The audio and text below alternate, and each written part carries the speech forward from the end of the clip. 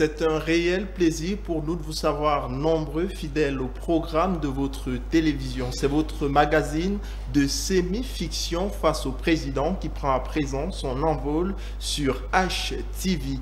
Ce magazine, il faut le mentionner, il est dédié aux influenceurs, aux personnalités de tous bords, aux responsables de partis politiques, leaders d'associations désireux de porter un message à l'endroit du chef de l'État. Mesdames et messieurs, bonjour et bienvenue à vous.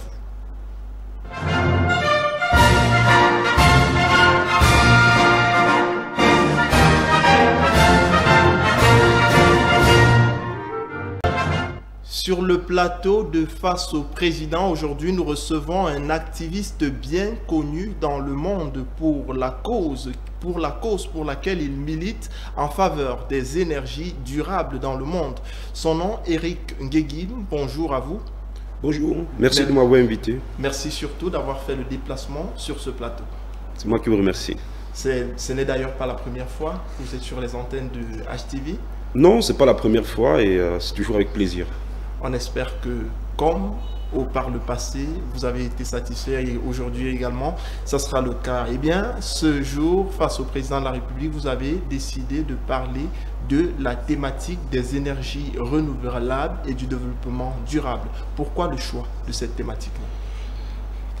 Le choix de cette thématique, pour moi, je le fais en fonction des enjeux mondiaux. Aujourd'hui, la question des énergies renouvelables et du développement durable est une question qui est liée au développement de chaque pays. Donc pour moi aujourd'hui, par rapport à l'emploi des jeunes, par rapport à la situation économique de notre pays, je pense que le développement des énergies renouvelables est un atout pour pouvoir relancer l'économie qui est aujourd'hui en berne dans notre pays, où on dirait encore insuffisante. Et c'est aussi, le développement des énergies renouvelables est aussi une opportunité pour essayer de permettre aux jeunes d'accéder aux emplois d'avenir. Parce que qui dit développement des énergies renouvelables, dit développement des métiers d'avenir. Alors pour les personnes qui vous regardent, il y en a sans doute qui sont tentées de savoir qui est réellement Eric Ngegim. Est-ce que vous pouvez faire une petite présentation de vous et nous dire également comment vous faites pour vous retrouver dans ce champ, dans ce secteur très porteur d'avenir pour le Cameroun? Oui, les énergies renouvelables, pour moi, c'est une passion. C'est une passion. J'ai toujours aimé le renouvelable et cela vient de mon pays, qui est le Cameroun, parce que le Cameroun est l'Afrique en miniature, elle a une géographie formidable, c'est le seul pays au monde qui regorge un potentiel d'énergie renouvelable considérable. Ça veut dire que le seul pays au monde, grâce à sa géographie, qu'on peut développer toutes les formes d'énergie renouvelable, c'est bien évidemment le Cameroun. Donc, moi, je suis un ingénieur en énergie renouvelable, diplômé de l'École nationale supérieure des arts et métiers de Paris. Je travaille 12 ans chez EDF Énergie Nouvelle à Paris, où j'étais en charge de développer des projets dans le domaine du biogaz et du solaire photovoltaïque. La passion pour les énergies renouvelables et la passion pour mon pays, l'amour pour mon pays m'a obligé, vu sa géographie, de retourner pour pouvoir le servir et essayer d'implémenter ces nouvelles technologies qui aujourd'hui, je le dis encore, sont très importantes pour les jeunes qui sont à la recherche des emplois nouveaux. Et une fois revenu au Cameroun, quelle impression vous avez si vous fallait refaire les choix, peut-être quelques années avant, est-ce que vous ferez les mêmes choix? Laisser le travail de la France pour la même dynamique, l'amour de la patrie, vous serez prêt à le refaire? Bien sûr, je ne le regrette pas. Je l'ai fait en toute conscience. Je l'ai fait comme je vous ai dit, j'ai beaucoup de passion pour mon pays. La passion pour mon pays et l'amour que j'ai pour mon pays me permet de le mettre en premier rang, de le servir. J'ai étudié à Paris, j'ai travaillé chez EDF qui est une grosse multinationale, mais aujourd'hui je pense que mon pays a besoin de cette technologie et je suis là pour accompagner tous les jeunes, le gouvernement et tous les acteurs pour que le Cameroun, qui a une géographie formidable, puisse développer, mettre en œuvre et développer tout son potentiel d'énergie renouvelable. Et comment les hommes politiques perçoivent les actions que vous menez dans ce secteur-là? Écoutez, très bien, avec beaucoup de positivisme. Aujourd'hui, au mois de décembre, j'ai été un acteur très important sur l'organisation de la Foire Promote, où j'ai organisé un séminaire sur les enjeux des énergies renouvelables au Cameroun. Et ça, le ministre de l'eau et de l'énergie était présent par rapport à ses représentants. Lui-même n'y était pas là, mais après il m'a reçu. Il m'a reçu après ce forum qui était très bien. On l'a fait en partenariat avec le syndicat des énergies renouvelables de France, qui est venu pour essayer de nous donner un coup de main, puisque la France aujourd'hui, avec l'Inde, pilote l'Alliance solaire internationale. Et le Cameroun ayant signé cette convention, je pense qu'aujourd'hui, il est important, par mon expérience internationale, de faire bénéficier mon pays de certains avantages liés dans ce domaine précis. Et est-ce que les gouvernants, ils vous tendent réellement la main? Est-ce qu'ils acceptent, bref, est-ce qu'ils acceptent la main tendue que vous leur faites? Oui, ils acceptent, ils ont beaucoup de volonté, mais je pense qu'il y a encore beaucoup de choses à faire. Donc, si je fais un état des lieux de la situation des énergies renouvelables au Cameroun, je vais vous dire quelques chiffres. Le Cameroun perd 80% de son PIB chaque année dû au fait qu'il n'a pas encore suffisamment développé son potentiel d'énergie renouvelable.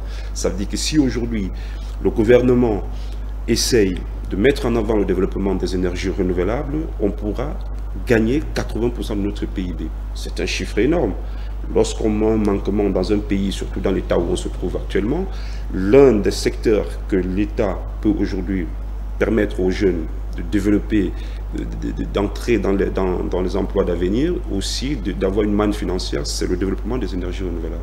Mais jusqu'ici, quand on vous entend parler, ça a l'air assez évident de se lancer pleinement dans ce secteur et puis de faire développer le Cameroun. On a l'impression que votre parcours n'a été qu'élogieux jusqu'ici. Et pourtant, en 2017, il y a quand même une école que vous avez créée pour implémenter véritablement cette formule. Et il y a eu des scandales tout autour. Si vous arrivez à dire peut-être un mot au chef de l'État par rapport à l'affaire que vous connaissez concernant votre école, que lui direz-vous? Oui, je dirais au président de la République. On parlait quand même de condamnation de 2 ans. Exactement, oui. Donc j'ai été acquitté puisque déjà j'ai eu gain de cause. Mais vous savez, comme pour beaucoup de personnes, le retour au Cameroun, d'ailleurs, moi je suis retourné au Cameroun après la COP 21. Donc la COP 21 c'était en 2015, où j'ai créé au Cameroun le tout premier centre de formation en énergie renouvelable. Et ça n'a pas été une chose facile. Le renouvelable, c'est un monde nouveau, donc certains ne l'ont pas apprécié. Donc j'ai ma première vague d'étudiants qui ont été montés et ils sont allés jusqu'à me porter plainte, mais j'ai eu gain de cause et aujourd'hui mes preuves, puisqu'aujourd'hui je travaille depuis 4 ans avec le Fonds national de l'emploi et je forme les jeunes chaque année, à peu près une quarantaine de jeunes que je forme chaque année dans le domaine des énergies renouvelables. Donc j'ai confiance face au tribunal. Donc moi j'ai été acquitté et quand j'ai été acquitté, malgré le préjudice que j'ai eu, et ça a conforté tout le monde, de montrer que mon retour au Cameroun c'était pour aider les jeunes et non pas pour nuire à qui que ce soit. Et après cet épisode-là, vous déployez vos formules sans problème. Les anciens élèves, comment ils vous perçoivent? Il y a certains qui vous accompagnent quand même? Oui, bien sûr, bien sûr. Je vous dis, je forme 40 jeunes chaque année. J'ai le centre de formation Afrique Énergie Nouvelle, le premier centre de formation en énergie renouvelable au Cameroun. 80% des étudiants de l'Université du Sahel viennent faire des stages chez moi. Donc moi je les suis. Les étudiants de l'université de Yaoundé 1, qui a une branche énergie renouvelable, viennent chez moi. Le Fonds national de l'emploi, comme je le dis, m'envoie à peu près une quarantaine de jeunes chaque année. Le ministre de la formation professionnelle, je travaille également depuis plus de 5 ans avec eux, parce qu'aujourd'hui, comme je le dis, l'un des leviers pour pouvoir endiguer le chômage, ce serait de développer les énergies renouvelables, parce que qui dit énergie renouvelable dit emploi d'avenir. Aujourd'hui, on parle de techniciens supérieurs en solaire photovoltaïque, techniciens supérieurs en solaire thermique, techniciens supérieurs en biogaz. C'est des métiers qui n'existaient pas. Aujourd'hui, il y a des emplois nouveaux. Si nous n'avons pas la main-d'œuvre compétente, on serait obligé d'importer cette main-d'œuvre. Et ce serait une grande crise au Cameroun. Une grande crise sociale parce que les jeunes qui sont à la recherche d'emploi, l'État doit absolument leur permettre d'avoir cette reconversion pour pouvoir se former dans les domaines nouveaux afin de bénéficier des emplois d'avenir. On parle beaucoup de développement durable sur les plateaux de télé au Cameroun depuis quelques temps. Est-ce que la résonance est la même sur le terrain? Non, elle n'est pas la même sur le terrain, parce que je pense qu'il y a un grand travail de sensibilisation qu'il faut le faire. C'est d'ailleurs ce que je fais aujourd'hui avec le syndicat des énergies renouvelables. J'ai discuté avec le ministre de l'eau et de l'énergie, et ce travail de sensibilisation, il faut réussir à dire aux jeunes, aux citoyens, que l'énergie solaire, je prends le cas du solaire, que ça ne coûte pas cher. Ça ne coûte pas cher parce que le solaire a eu un grave problème au Cameroun, parce que les premières personnes qui ont fait des installations solaires n'étaient pas qualifiées.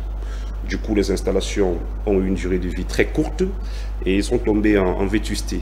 Donc aujourd'hui, nous on essaie de sensibiliser les jeunes avec le centre de formation. Aujourd'hui, je sors des jeunes qualifiés qui sont capables de faire des projets solaires qui vont perdurer dans le temps. Et aussi, on a une main-d'œuvre aujourd'hui qui existe sur le marché pour pouvoir faire de la maintenance et de l'entretien. Donc, les erreurs qu'on a faites dans le passé au Cameroun, parce qu'il n'y avait pas de main-d'œuvre qualifiée, a créé une certaine psychose sur la problématique de l'énergie solaire. Et pourtant, nous avons un ensoleillement de 365 jours l'année.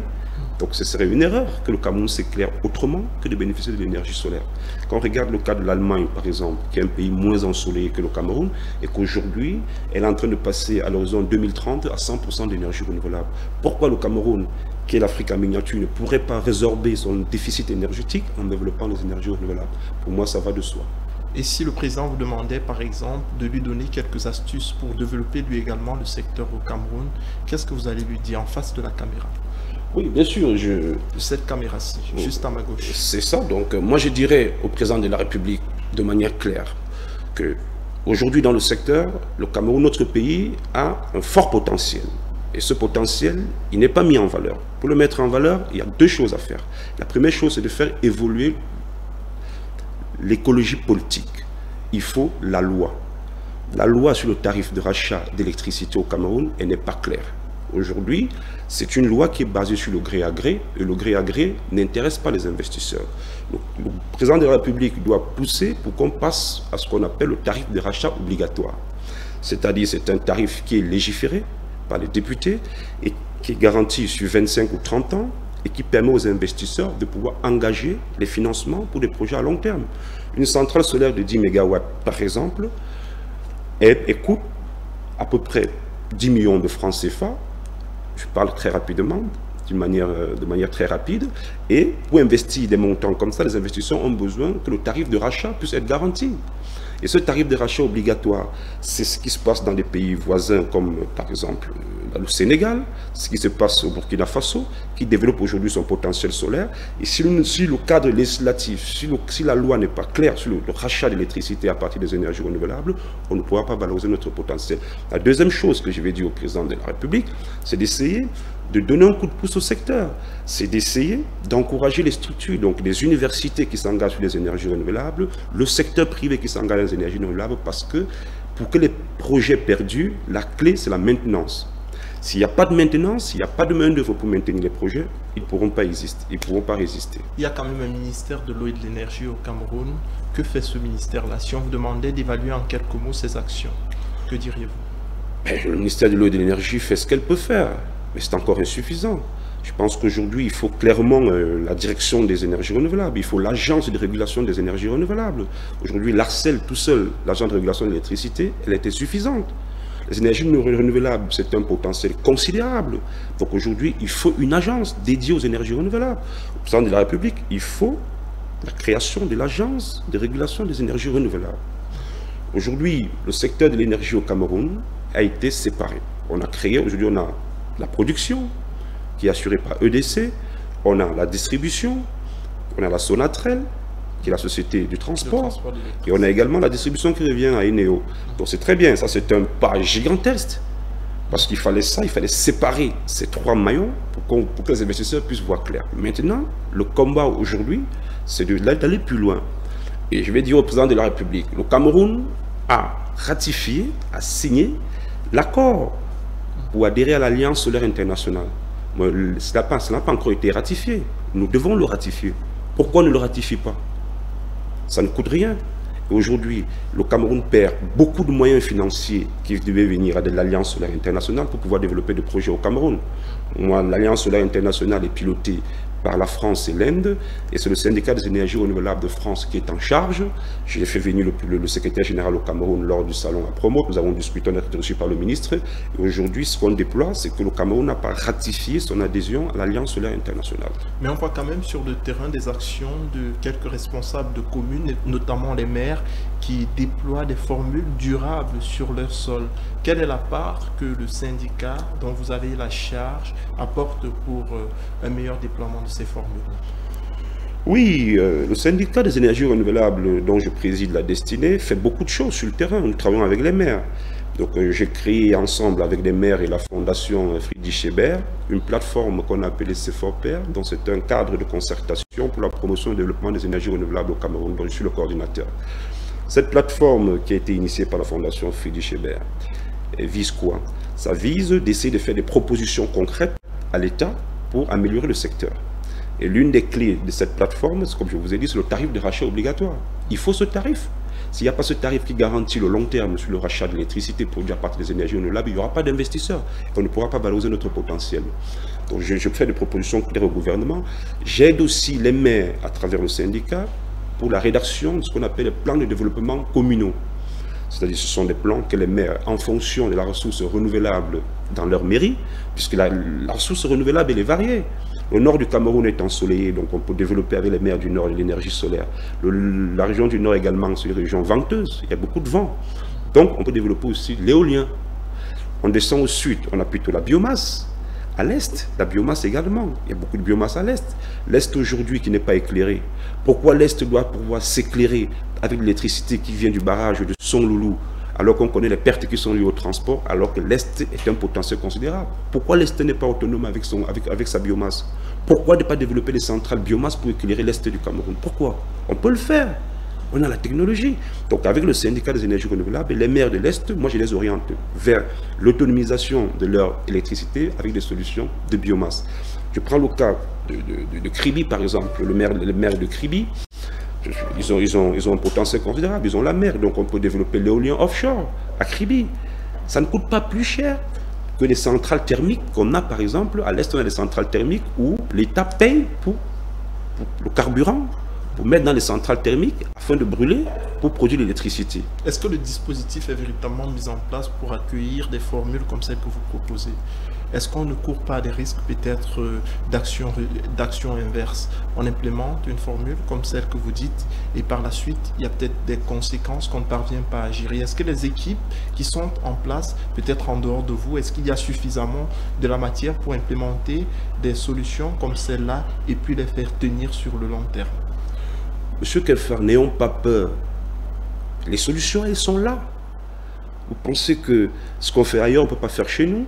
Vous croyez que ce qu'on fait au Sénégal, on ne peut pas faire ça au Cameroun? Pensez-vous que le Sénégal a plus de main-d'œuvre qualifiée que le Cameroun? C'est là, la main-d'œuvre, elle est là.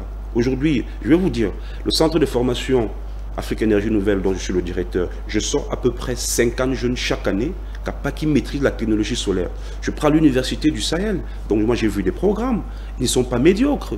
Les jeunes qui sortent là-bas, les ingénieurs. Je travaille en partenariat avec l'association des ingénieurs en énergie renouvelable du Cameroun. Vous savez combien d'ingénieurs il y a dans cette association? Oh, hein, vous savez? C'est l'occasion de le dire. À peu près 1000. À peu près 1000 ingénieurs. Que l'on pourrait bien déployer. On pourrait bien déployer. Ils maîtrisent tout ça. La question, c'est une volonté politique. N'ayons pas peur. Le renouvelable, le Cameroun a un potentiel considérable. La main-d'œuvre est hier. Depuis 5 ans que je suis retourné au Cameroun, on a fait beaucoup de choses en termes de formation. Aujourd'hui, le Cameroun dispose d'une main-d'œuvre qualifiée, des ingénieurs en énergie renouvelable, des techniciens supérieurs en énergie renouvelable. Et nous pouvons aujourd'hui développer des projets sans plus avoir la crainte de dire est-ce que ça va fonctionner, est-ce que ça ne va pas fonctionner, qui va faire la maintenance, qui va faire ceci. Non, on maîtrise ça. Aujourd'hui, il y a ce pas gigantesque qui a été fait, qui est la formation. Et aujourd'hui, il faut une volonté politique forte pour pouvoir dire qu'on tourne la page, on va vers les énergies renouvelables et on arrête la subvention aux énergies fossiles. Et si le chef de l'État disait, je prends en considération ce que vous dites, Éric Nguegim, et qu'il mettait sur pied une loi pour réguler le secteur comme vous préconisez, il déployait véritablement la formule du développement durable en créant, par exemple, au ministère de l'Eau et de l'Énergie, une direction comme celle que vous préconisez. S'il ne vous mettait pas au centre de ces actions-là, est-ce que vous serez content? Écoutez, moi je n'aime pas la prétention, moi je suis à ma place. Mon problème, c'est servir mon pays. Rester président du syndicat des énergies renouvelables. Vous savez, il faut rester à sa place. On peut servir son pays partout où on se trouve. Ce n'est pas une question d'être en haut, en bas, au milieu ou à gauche. La question, c'est d'être à sa place et de servir son pays. Moi, je suis content, je suis retourné au Cameroun avec grand plaisir. Je sers mon pays d'où je me trouve.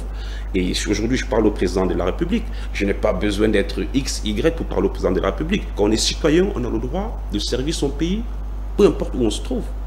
Donc moi aujourd'hui, toutes ces actions, je suis bien content d'être à ma place. On peut développer les énergies renouvelables, on peut créer des emplois nouveaux, on peut donner le travail aux jeunes à travers les énergies renouvelables, on peut compenser le déficit énergétique, on peut permettre aux citoyens d'avoir accès à l'énergie. Aujourd'hui en zone rurale, c'est la catastrophe. Je vais chaque fois faire des interventions au bas-fond du Cameroun. Vous savez, ce qu'est faire le Cameroun, ce n'est pas Yaoundé, ce n'est pas seulement Douala. Le Cameroun a 10 régions. Ce n'est pas parce qu'il y a la lumière à Yaoundé. Au bas-fond du pays, il n'y en a pas. Nous, on travaille dans l'arrière-pays. Peut-être vous n'arrivez pas, les journalistes n'arrivent sûrement pas, parce qu'à Yaoundé, on voit beaucoup ce qu'il y a à Yaoundé. Mais nous, on travaille beaucoup dans l'arrière-pays. L'arrière-pays a beaucoup de problèmes, il y a beaucoup de souffrances. Le syndicat des énergies renouvelables, l'un des rôles, c'est d'éliminer l'éclairage à la bougie. Voyez-vous, aujourd'hui, il y a encore dans l'arrière-pays qui continue à exister lorsqu'il de la bougie. La bougie, non seulement, ça vous abîme les yeux, c'est un réel problème de santé publique.